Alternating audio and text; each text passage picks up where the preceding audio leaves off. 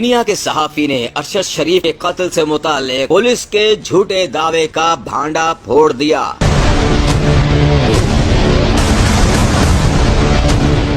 Kenya کے معروف investigative صحافی برائن اوبویا نے انکشاف کیا ہے کہ پولیس نے ارشد شریف پر فائرنگ کی جو جگہ بتائی تھی ان کی لاش اس مقام سے 78 کلومیٹر دور سے ملی ہے، جبکہ نامور پاکستانی صحافی کے جسم پر گولیوں کے کم از کم 2 نشانات پائے گئے ہیں۔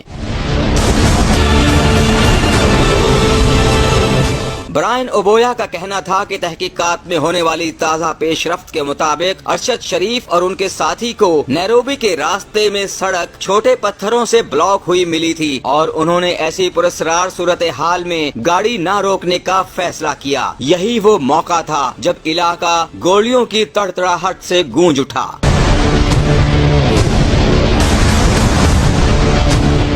ارشد شریف کی گاڑی پر کم و بیش 9 فائر کیے گئے، جن میں سے 4 گولیاں بائیں طرف لگیں۔ صحافی کو لگنے والی جان لیوا گولی زبردست نشانے کے ساتھ چلائی گئی تھی جو گاڑی کے پچھلے شیشے سے داخل ہو کر ارشد کی سیٹ اور ان کے سر کو چیرتی ہوئی سامنے والے شیشے سے پار ہو گئی۔ ادھر پولیس کی نئی رپورٹ میں فائرنگ میں ملوث افراد سے متعلق مکمل خاموشی اختیار کر لی گئی ہے۔